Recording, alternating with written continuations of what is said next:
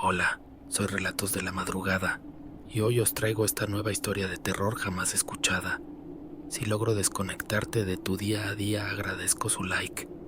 Y me gustaría saber desde dónde me escuchan. Les dejo con el relato. El camión de mudanza se alejó dejando atrás un rastro de polvo y gasolina, y con él, la última conexión con el mundo exterior. Me quedé plantada frente a la casona, con las manos temblorosas apoyadas sobre los hombros de Daniel y Natalia, como si pudiera protegerlos de lo que ya respiraba dentro de aquellas paredes. La casa de mis abuelos se alzaba imponente, con sus techos altos y ventanas estrechas que parecían ojos entornados, observándonos. El viento arrastraba hojas secas por el jardín descuidado, susurrando secretos que no alcanzaba a entender.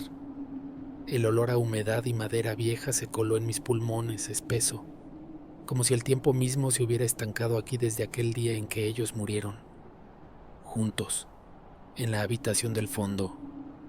«Mamá, ¿vamos a vivir aquí?», preguntó Natalia, apretando su muñeca contra el pecho. Sus ojos, demasiado grandes para su cara, escudriñaban la fachada con una mezcla de curiosidad y temor. «Sí, cariño», respondí forzando una sonrisa que no sentía. «Es nuestra casa ahora». Daniel, siempre el más callado, no dijo nada, pero sus dedos se enredaron en el dobladillo de mi suéter, un gesto mínimo que delataba su ansiedad. Al cruzar el umbral, el silencio nos envolvió. No era un silencio común, no ese que se llena con el tic-tac de un reloj o el crujido de las vigas. Era un silencio denso, consciente, como si la casa contuviera la respiración. Los muebles viejos, cubiertos con sábanas amarillentas, formaban siluetas fantasmales en la penumbra. Pisé el suelo de madera y sentí cómo cedía bajo mi peso, emitiendo un quejido prolongado, casi humano. Algo dentro de mí se estremeció. «Vamos a explorar», dije, más para mí que para ellos. Cada habitación guardaba un pedazo de historia que no quería recordar. Fotografías en blanco y negro con rostros desdibujados por el tiempo, espejos empañados que reflejaban sombras donde no debería haberlas. Y ese olor a cerrado, a algo que se había quedado atrapado entre las paredes. Cuando llegamos al pasillo que conducía al cuarto del fondo, Natalia se detuvo. «No quiero ir ahí», murmuró, retrocediendo hasta chocar conmigo. «Está bien», susurré, aunque no podía evitar mirar la puerta al final del corredor. Cerrada, siempre cerrada. Por la noche, después de acostar a los niños en sus cuartos, me senté en la cocina con una taza de té frío entre las manos. Las sombras bailaban en las esquinas, alargándose hacia mí como dedos huesudos. Respiré hondo, recordando por qué habíamos venido aquí, para escapar de él, de sus puños, de su voz cortante, pero también para huir de algo más, algo que llevaba años enterrado en mi memoria, algo que esta casa conocía. En el silencio de la madrugada, cuando el viento golpeó las ventanas con un gemido, juré haber escuchado un susurro proveniente del cuarto del fondo, una voz que no era humana, pero que pronunciaba mi nombre con familiaridad. Y supe, con un escalofrío que me heló la sangre, que la casa no estaba vacía. Nunca lo había estado. Las noches en la casa tenían un peso distinto, como si el tiempo se espesara y el aire se volviera tangible, cargado de algo que no pertenecía al mundo de los vivos. El primer indicio llegó con Daniel. Una madrugada, el crujido de las tablas del pasillo me arrancó del sueño. Pensé en ratas, en el viento filtrándose por las grietas de la casa, pero luego lo escuché. Una voz baja, arrastrada, que no era la de mi hijo. Me incorporé con el corazón golpeándome las costillas, las manos frías aferradas a la sábana. El pasillo estaba oscuro, iluminado solo por la tenue luz de la luna que se filtraba por la ventana del rellano. Allí, sentado en el suelo, estaba Daniel. No estaba solo. Y cuando el ángel caído abra sus ojos, los elegidos verán la verdad. Murmuraba, con una cadencia que no le pertenecía, como si repitiera algo aprendido de memoria. Daniel, llamé, avanzando con pasos cautelosos. ¿Qué haces despierto? No me respondió. Sus ojos, vidriosos en la penumbra, miraban fijamente hacia el final del corredor, hacia esa habitación. Seguí su mirada y sentí un pinchazo de hielo en la nuca. La puerta entreabierta. No la habíamos abierto. Los abuelos me enseñaron una oración, dijo de pronto con una sonrisa que no llegaba a sus ojos. Dijeron que me protegería. El aire se espesó. Algo se movió en el cuarto del fondo. Un susurro de tela arrastrándose sobre el suelo. Vamos, cariño, le dije, tratando de mantener la voz estable mientras lo tomaba de la mano. Es muy tarde. Su piel estaba fría, demasiado fría. Al día siguiente revisé cada rincón de la casa con una determinación que raya en la obsesión. Las paredes, empapeladas con flores marchitas, ocultaban manchas de humedad que parecían rostros deformes si las mirabas demasiado tiempo. Los armarios exhalaban olor a naftalina y algo más, algo rancio, como carne olvidada. Natalia, por su parte, se negaba a acercarse al pasillo. Allí hay gente, susurró una vez, escondiendo la cara en mi falda. Gente que no tiene cara. Intenté convencerme de que era el estrés de la mudanza, del divorcio, de todo lo que habíamos dejado atrás. Pero entonces encontré los dibujos. Bajo la cama de Daniel, escondidos como un secreto vergonzoso, había una pila de hojas garabateadas con figuras encapuchadas, sus ojos vacíos rellenados con lápiz rojo. Entre ellas, una palabra repetida una y otra vez, torpe, como escrita por una mano que aún no dominaba el trazo. Benedicta. Esa noche, mientras los niños dormían, me senté en la cocina con una botella de vino barato, bebiendo hasta que el miedo se volvió algo difuso, algo que podía fingir que no existía. Pero la casa no me dejaba olvidar. El sonido empezó poco después de la medianoche, un rasguño constante como uñas recorriendo el otro lado de la pared. Me levanté, tambaleándome, y seguí el ruido hasta el pasillo. Allí, en el suelo, había algo que no había estado antes. Una hilera de hostias secas, dispuestas en forma de cruz. El viento golpeó la ventana y por un segundo, en el reflejo del cristal vi a alguien detrás de mí. Una figura alta, encorvada, con los hombros demasiado angulosos para ser humana. Me giré. No había nadie, pero el pasillo olía a incienso y azufre, y la puerta del cuarto del fondo estaba abierta de par en par. El día amaneció nublado, con una luz opaca que se filtraba a través de los cristales sucios de la casa, como si el sol mismo se negara a iluminar del todo aquellos rincones. Me desperté con la boca pastosa y un dolor sordo detrás de los ojos, los restos del vino y el insomnio mezclándose en una resaca emocional. Los dibujos de Daniel seguían esparcidos sobre la mesa de la cocina, las figuras de ojos rojos observándome desde el papel. Benedicta. La palabra me quemaba la mente. Natalia jugaba en el suelo con unos muñecos viejos que habíamos encontrado en un baúl, murmurando para sí misma en un diálogo que no parecía del todo infantil. No podemos salir. Ellos nos vigilan, decía, moviendo la muñeca con un hilo de voz que me erizó la piel. Intenté ignorarlo. Me concentré en limpiar, en ordenar, en fingir que éramos una familia normal empezando de nuevo. Pero cada crujido de la madera, cada sombra que se movía de reojo, me recordaba que la casa respiraba y nos observaba. El timbre sonó cerca del mediodía, un sonido estridente que hizo que Natalia soltara un grito ahogado. Tranquila, corazón, dije más para calmarme a mí misma que a ella. Al abrir la puerta me encontré con un hombre mayor, de pelo canoso y sonrisa amplia. pero con unos ojos que no concordaban con la amabilidad de su gesto. Ojos que se deslizaron demasiado rápido por mi cuerpo antes de posarse en mi rostro. «Buenos días, señora, soy Arturo, su vecino de enfrente», dijo, alargando una mano áspera. «Vi que se habían mudado y quise presentarme». «Sofía», respondí, estrechando su mano con desconfianza. Su piel estaba fría a pesar del calor del día. «Esta casa lleva años vacía», continuó, mirando por encima de mi hombro como si buscara algo.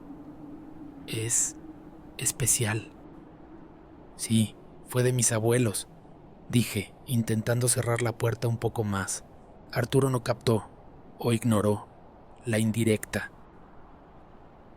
«¿Necesita ayuda con algo? La instalación eléctrica es vieja, y estas casonas. Bueno, a veces guardan sorpresas».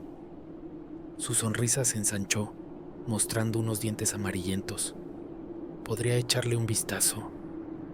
La idea de dejarlo entrar me revolvió el estómago, pero las luces del pasillo llevaban parpadeando desde la noche anterior, y cada vez que se apagaban, el silencio se volvía más denso. Solo un vistazo, cedí al final, maldiciendo mi propia vulnerabilidad.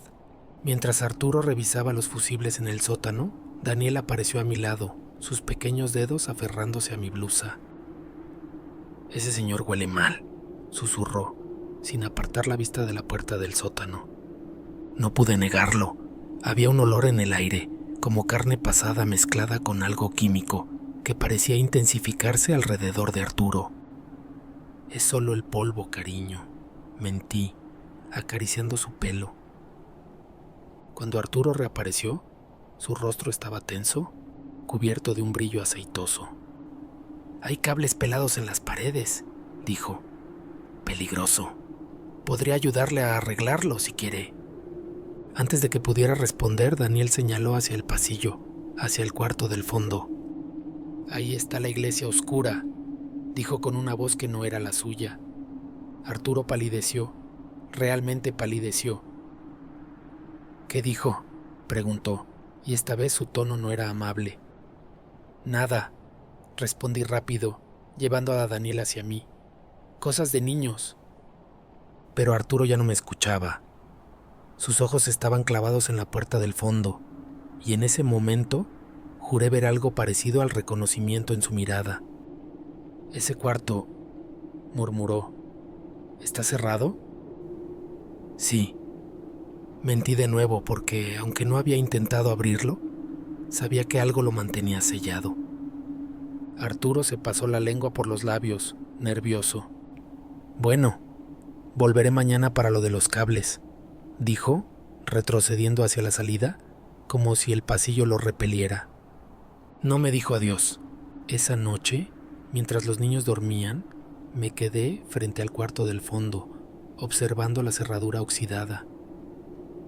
Algo me llamaba desde allí, una pulsión irracional que me hacía extender la mano, probar el picaporte cerrado.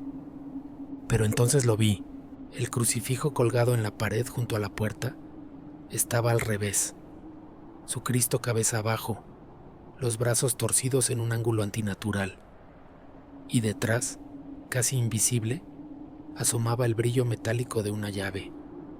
Mis dedos temblaron al tomarla. La casa respiró hondo a mi alrededor, como si llevara años esperando este momento. Y en el cuarto de los niños, Natalia comenzó a llorar. La llave pesaba más de lo que debería en mi mano, como si estuviera hecha de algo más denso que el metal. El corazón me latía con tanta fuerza que sentía el pulso en las sienes, en las yemas de los dedos, incluso en el hueco del estómago. Natalia había dejado de llorar tan abruptamente como había empezado, sumiendo la casa en un silencio espeso y cargado. No debería hacer esto, pero ya no había vuelta atrás. El pasillo parecía haberse alargado, las paredes respirando a mi paso. El olor a humedad se intensificó, mezclándose con algo dulzón y rancio que me recordó a las velas de cera derretida en los funerales. Mis abuelos, su muerte, juntos, en esa habitación La llave encajó en la cerradura con un clic que resonó como un disparo en la quietud. El aire que salió al abrir la puerta era frío, a pesar del calor sofocante del resto de la casa. Me cubrí la nariz instintivamente. Olía a aceite viejo, a flores marchitas y a algo más profundo, más primitivo, azufre. El cuarto estaba envuelto en una penumbra grisácea, la única luz filtrada por una pequeña ventana sucia. Las paredes empapeladas con un diseño de rosas ahora descoloridas estaban manchadas de algo oscuro que se extendía desde el techo como venas. En el centro, bajo una sábana blanca amarillenta por el tiempo, se adivinaba una estructura rectangular. Un altar.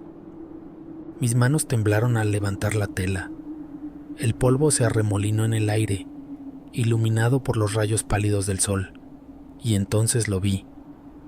Un bebé Jesús de porcelana, su rostro sonriente cubierto por un velo negro. Hostias dispuestas en círculo, cada una marcada con símbolos que no reconocía, círculos invertidos, cruces torcidas, algo que parecía un ojo abierto, y en el centro una Biblia. Pero no era una Biblia cualquiera. Sus páginas estaban chamuscadas en los bordes, como si alguien hubiera intentado quemarla una y otra vez sin éxito. La abrí al azar y me encontré con pasajes tachados con furia, reescritos a mano en los márgenes, en una letra que reconocí al instante, la de mi abuela. El precio debe pagarse en sangre, decía una línea. La marca no se borra. Un escalofrío me recorrió la espalda. En la última página, casi desprendida, encontré un trozo de papel doblado, un diario. Querido diario, comenzaba, con esa caligrafía pulida que mi abuela usaba para las recetas y las cartas. Hoy le conté a Esteban la verdad. ¿No puedo seguir cargando con esto sola? El pacto fue un error, pero ya no hay vuelta atrás. Benedicta viene por lo que le prometimos. El nombre me golpeó como un puño. Benedicta, la misma palabra que Daniel había garabateado una y otra vez. Un sonido me hizo levantar la cabeza de golpe. Algo se movió en el rincón. No fue un ratón, no fue el viento. Fue un arrastre, lento, deliberado, como de tela rozando el suelo de madera. «¿Hola?» Llamé, sintiendo como la voz se me quebraba. Nadie respondió, pero el aire se volvió más denso, más pesado, como si algo, hubiera contenido la respiración justo detrás de mí. El diario seguía en mis manos. Volví a él, desesperada por respuestas, hojeando páginas llenas de confesiones cada vez más perturbadoras. Benedicta nos dio a Sofía cuando ya no podíamos tener hijos, pero todo favor tiene un costo. Ahora quiere a los nietos. Esteban quiere romper el pacto, pero ella no lo permitirá. Dice que la casa está construida sobre tierra sagrada y maldita. No podemos escapar. Mis rodillas cedieron. Me apoyé en el altar para no caer, y en ese momento la Biblia se cerró de golpe. Un grito ahogado escapó de mis labios. Desde el otro extremo de la casa, Natalia comenzó a llorar de nuevo, pero esta vez no era el llanto asustado de antes. Era un gemido agudo, desgarrador, como si algo le estuviera haciendo daño. Corrí hacia su cuarto, dejando el diario atrás, pero supe, con una certeza que me heló la sangre, que ya era demasiado tarde. El pacto estaba despertando, y Benedicta ya había elegido a su próxima víctima. El grito de Natalia se cortó en el instante en que mis dedos tocaron el pomo de su habitación. Un silencio sobrenatural inundó la casa, como si el tiempo mismo se hubiera detenido. La puerta cedió con un chirrido que resonó demasiado alto en la oscuridad. Dentro, la escena me paralizó. Natalia yacía en su cama, inmóvil, los ojos abiertos de par en par pero sin ver. Su boca estaba entreabierta como si hubiera intentado gritar algo en el último segundo. Al acercarme noté que su piel estaba fría, demasiado fría, y en su pequeña muñeca, justo donde solía tomarle el pulso cuando tenía fiebre, había una marca, una quemadura en forma de ojo. No es posible, pensé, mientras mis dedos recorrían la marca con un terror que me nublaba la vista.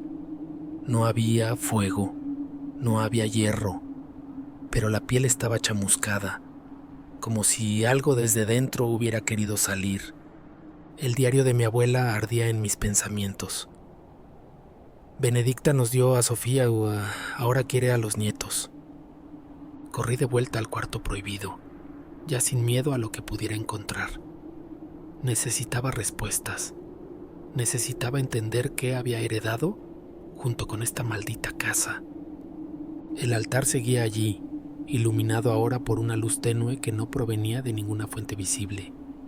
El diario yacía abierto en la misma página donde lo había dejado, pero las palabras parecían haberse reordenado, como si alguien las hubiera reescrito mientras yo no miraba. Sofía fue concebida en el altar, decía ahora una línea que no recordaba haber leído antes. Su sangre lleva el pacto, sus hijos pertenecen al velo. Las paredes respiraron a mi alrededor. En el pasillo, algo arrastró sus uñas contra la madera. No me volví. Sabía que si lo hacía vería algo que no estaba preparada para enfrentar. En lugar de eso, seguí leyendo, devorando cada palabra como si mi vida y la de mis hijos dependiera de ello. Las páginas finales contaban una historia que mi mente se negaba a aceptar.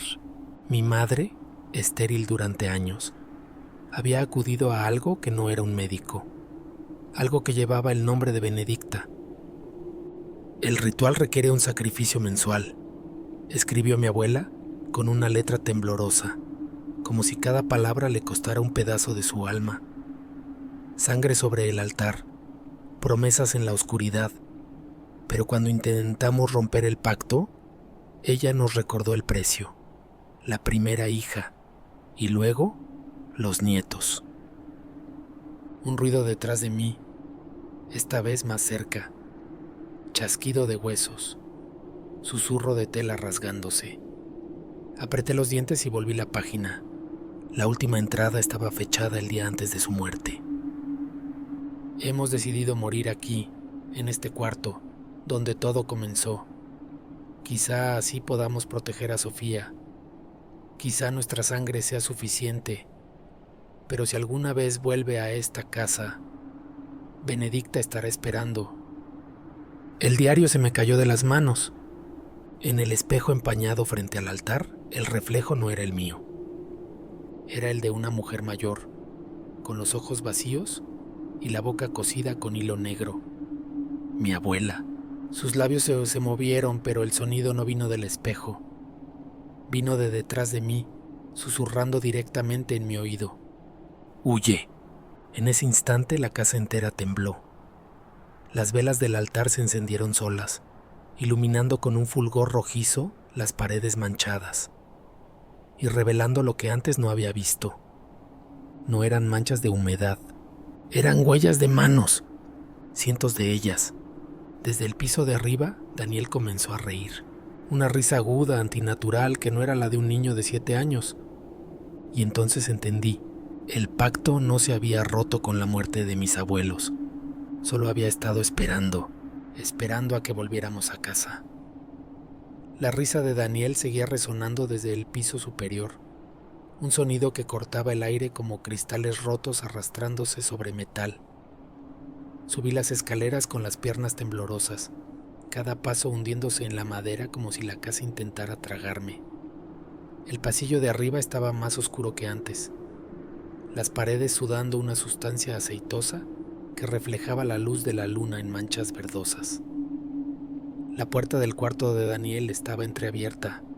Dentro, la escena me heló la sangre. Mi hijo estaba de pie frente a su cama, pero su postura no era la de un niño. Tenía los hombros demasiado rectos, la cabeza inclinada en un ángulo antinatural. Las sombras de la habitación se retorcían a sus pies como serpientes negras, alargándose hacia las paredes, donde las manchas de humedad habían formado claramente palabras. Venite ad me, venid a mí, «Daniel», llamé, con una voz que apenas reconocí como propia. Se giró lentamente, sus ojos no eran los suyos. Eran más oscuros, más profundos, como pozos sin fondo que absorbían la poca luz de la habitación. Cuando habló, su voz era un coro de susurros, como si algo más hablara a través de él. «Mamá, Benedicta dice que es hora de cumplir la promesa». Retrocedí hasta chocar con el marco de la puerta. El aire olía a carne quemada y azufre, tan espeso que me hacía arder los pulmones. Las paredes respiraban, expandiéndose y contrayéndose con un ritmo orgánico, como si la casa misma fuera un ser vivo. «No eres mi hijo», susurré. Daniel sonrió, una sonrisa demasiado amplia con demasiados dientes. «No, pero él todavía está aquí. Puedes salvarlo. Solo tienes que darle a Benedicta lo que pidió». En ese momento, un golpe seco retumbó desde el primer piso. Alguien había entrado en la casa. Los pasos fueron lentos, deliberados, crujiendo sobre las tablas del pasillo de abajo. Reconocí el andar pesado incluso antes de verlo. Arturo. «Señora Sofía», llamó desde la oscuridad, con una voz que pretendía ser amable, pero que goteaba avaricia. «Vine a revisar esos cables como prometí, aunque parece que tiene problemas más urgentes». Daniel, lo que fuera que habitaba en Daniel, rió bajito. «Él también vino por nosotros, pero Benedicta no comparte lo que es suyo». Arturo apareció al final del pasillo, su figura recortada contra la luz tenue de la escalera. Pero algo estaba mal. Su rostro estaba desfigurado, como si la piel se le hubiera derretido parcialmente, mostrando flashes de músculo y tendón debajo. «Llevo años esperando esta noche», dijo, avanzando hacia nosotros con una sonrisa que no llegaba a sus ojos muertos. Su abuela me prometió un lugar en el pacto si la ayudaba a contener ciertas cosas, pero nunca cumplió. Ahora entendí. Arturo no era un vecino cualquiera, era el guardián, el encargado de asegurarse de que nadie escapara. Daniel giró su cabeza hacia él con un chasquido audible de vértebras. «Tú no tienes derecho a estar aquí». Arturo alzó una mano mostrando algo que brilló bajo la luz de la luna, un cuchillo manchado con algo oscuro. «La sangre de los inocentes fortalece el pacto», dijo, «y hoy, por fin, tendré lo que me prometieron». Se abalanzó hacia nosotros, pero nunca llegó. Las sombras del cuarto se alzaron como una marea viva, envolviéndolo en un abrazo de tentáculos negros. Arturo gritó, pero el sonido fue ahogado por un crujido húmedo de huesos rompiéndose. Por un segundo, vi sus ojos, verdaderamente aterrorizados, antes de que las sombras lo arrastraran bajo la cama de Daniel, donde algo masticó con satisfacción. El silencio que siguió fue peor que los gritos. Daniel se desplomó de golpe, su cuerpo pequeño colapsando sobre la cama como un títere al que le cortaran los hilos. Corrí hacia él palpando su cuello en busca de pulso. Estaba frío, demasiado frío, pero luego tosó, y cuando abrió los ojos, eran los de mi hijo otra vez, llenos de lágrimas y confusión. «Mamá», susurró. «Soñé que los abuelos me llevaban a un lugar oscuro». Lo abracé con fuerza, sintiendo cómo su pequeño corazón latía contra el mío. Pero cuando miré hacia la puerta, supe que esto no había terminado. Las sombras seguían allí, observando, esperando. Y en la pared, las manchas habían formado una nueva palabra. Natalia. La casa había sellado sus propias salidas. Lo descubrí al amanecer, cuando intenté huir con los niños.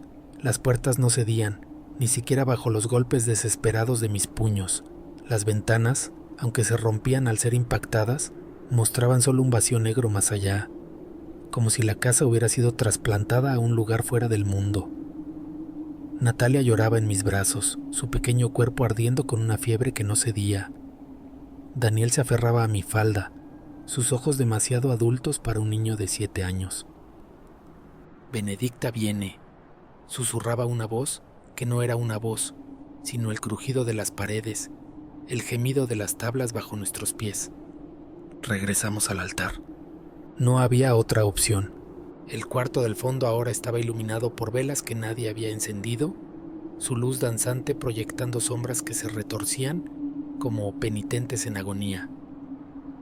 El aire olía a incienso podrido y carne quemada. En el centro el velo negro que cubría al bebé Jesús se había corrido, revelando una cara que ya no era de porcelana, sino de carne pálida y ojos abiertos, que me seguían con mirada viva. Natalia dejó de llorar de golpe. Cuando miré hacia ella, su expresión estaba vacía, sus pupilas dilatadas hasta cubrir casi todo el iris. Con movimientos mecánicos extendió su manita hacia mí. En la palma, una hostia negra, cubierta de un brillo aceitoso. «Para ti», dijo con una voz que no era la suya. Retrocedí, pero Daniel me detuvo. «Tenemos que hacer lo que dicen, mamá», murmuró, «o nos llevarán a todos». El diario de mi abuela yacía abierto en el altar, sus páginas pasando solas hasta detenerse en una entrada que no había visto antes. El pacto solo se rompe con sangre por sangre, un alma por un alma. Pero cuidado, Benedicta siempre engaña. Si ofreces uno, se llevará a los dos. Las velas parpadearon al unísono. En el rincón más oscuro del cuarto, una figura se materializó entre las sombras, alta, envuelta en telas negras que se movían como humo, su rostro oculto bajo un velo que ocultaba algo que mi mente se negaba a comprender. Benedicta. No habló, no necesitaba hacerlo. Su oferta flotaba en el aire, tan tangible como el miedo que me paralizaba. Uno de los tres debe quedarse. Natalia, todavía en trance, señaló hacia el altar. Es hora de elegir. Las paredes comenzaron a sangrar. Gotas espesas y oscuras rezumaban de las paredes, formando charcos que reflejaban no nuestras caras, sino las de mis abuelos, sus bocas abiertas en gritos silenciosos. «No puedes salvar a ambos», susurró la voz de mi abuela desde algún lugar entre las sombras. «Pero puedes salvarte a ti misma». El bebé Jesús en el altar giró su cabeza hacia mí con un crujido de huesos. «Corre», dijo con la voz de Daniel. Las velas se apagaron de golpe, y en la oscuridad sentí que algo mucho más grande que la habitación se inclinaba sobre nosotros, sus dientes brillando con un hambre antigua. Elección. La palabra resonó en mi cráneo como un martillazo. Pero ya sabía lo que tenía que hacer. Agarrando a Natalia con un brazo y a Daniel con el otro, me arrodillé frente al altar y pronuncié las palabras que había encontrado en las últimas páginas del diario, las que mi abuela había escrito como último acto de desesperación. Me ofrezco yo en su lugar. La casa retumbó. Benedicta gritó, un sonido que partió el aire como un cuchillo, y entonces las sombras cayeron sobre mí. La medianoche envolvía la casa como un sudario negro cuando tomé mi decisión final. La lluvia golpeaba los techos altos con furia bíblica, cada gota resonando como un dedo huesudo llamando a la puerta. Las velas del altar se habían encendido solas otra vez, pero su luz no iluminaba, distorsionaba, creando sombras que se retorcían en las paredes como cosas vivas. Natalia yacía inconsciente en el sofá del salón, su respiración superficial, la marca en forma de ojo en su muñeca, ahora supurando un líquido oscuro.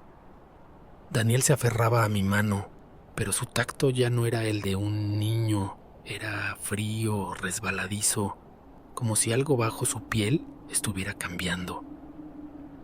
«Tienes que irte», le dije, arrodillándome frente a él. Mis dedos temblaban al sacar del bolsillo la página arrancada del diario de mi abuela, la oración invertida, las palabras escritas al revés, con una tinta que olía a cobre y mirra. «No sin ti», respondió Daniel, pero su voz tenía un eco extraño, como si alguien más hablara a través de él. Las paredes gimieron. El altar en el cuarto del fondo empezó a vibrar. Los objetos sobre él, el bebé Jesús desfigurado, las hostias negras, la Biblia quemada, temblaban como si algo enorme estuviera intentando pasar a través. No había más tiempo. Agarrando a Daniel por los hombros, recité las palabras de la página, cada sílaba quemándome la lengua como si estuviera escupiendo ácido. Per sanguinem et ignem libera eos a vinculis. Por sangre y fuego, libéralos de sus cadenas. El efecto fue inmediato. Las ventanas estallaron hacia adentro, lluvia y vidrio lloviendo sobre nosotros. Un viento helado barrió la casa, apagando las velas del altar y dejando solo la luz de los relámpagos que iluminaban el horror en ráfagas intermitentes. Las paredes sangraban ahora a chorros, la sustancia negra y espesa formando ríos que se arrastraban hacia nuestros pies. Las sombras del pasillo se alzaron, tomando forma, mis abuelos, pero no como los recordaba. Sus rostros estaban descompuestos, sus bocas cosidas con hilo negro, sus ojos vacíos llorando esa misma sustancia oscura. «Queda uno», dijeron al unísono, señalando hacia el cuarto del fondo. Daniel gritó cuando algo invisible lo agarró y lo arrastró hacia la puerta principal, que ahora estaba abierta de par en par, mostrando la calle iluminada por los faroles. «¡Corre!», le grité, mientras las sombras me agarraban a mí, sus dedos de hielo hundiéndose en mi carne. Por un segundo nuestros ojos se encontraron, los de mi hijo llenos de lágrimas, los míos seguramente llenos de terror, y entonces él tomó a Natalia en brazos y salió disparado hacia la noche. La puerta se cerró de golpe detrás de ellos. ¿Y entonces? Silencio. Las sombras me soltaron. La casa entera contuvo la respiración. En el cuarto del fondo la puerta se abrió lentamente, revelando una oscuridad tan absoluta que dolía mirarla. «Entra», susurró la voz de Benedicta, dulce como la miel podrida. Mis pies se movieron solos, arrastrándome hacia ese umbral maldito, mientras cada fibra de mi ser gritaba para huir. El cuarto ya no era un cuarto. Era un hueco, un espacio sin paredes ni techo, donde las leyes de la realidad se torcían. En el centro, sobre un altar de huesos, el bebé Jesús de porcelana yacía destrozado, y en su lugar, ella. Benedicta no tenía rostro, o tenía demasiados capas de velos negros que se movían como serpientes, revelando flashes de una boca llena de dientes afilados, de ojos que eran pozos sin fondo, de manos con dedos que se alargaban y retorcían en imposibles ángulos. «Has elegido bien», dijo, aunque sus labios no se movieron. «Un alma por dos, el pacto queda satisfecho». El frío me invadió cuando sus dedos, ¿eran dedos?, me tocaron la frente. ¿Qué me vas a hacer?», logré balbucear, aunque ya sabía la respuesta. La sonrisa de Benedicta llenó el universo. «Lo mismo que a tus abuelos». El último thing que vi fue la puerta cerrándose frente a mí, mientras fuera, la lluvia limpiaba las huellas de mis hijos en el camino, y entonces la oscuridad me tragó. Los nuevos inquilinos nunca duran mucho en la casona de la calle Humboldt. Dicen que se escuchan cosas. Una mujer rezando en el cuarto del fondo, un niño riendo en el pasillo. Pero lo peor, según cuenta el vecindario con voz baja, son las noches de lluvia, cuando algo desde dentro llama a la puerta y espera a que alguien, ingenuo, curioso, desesperado, la abra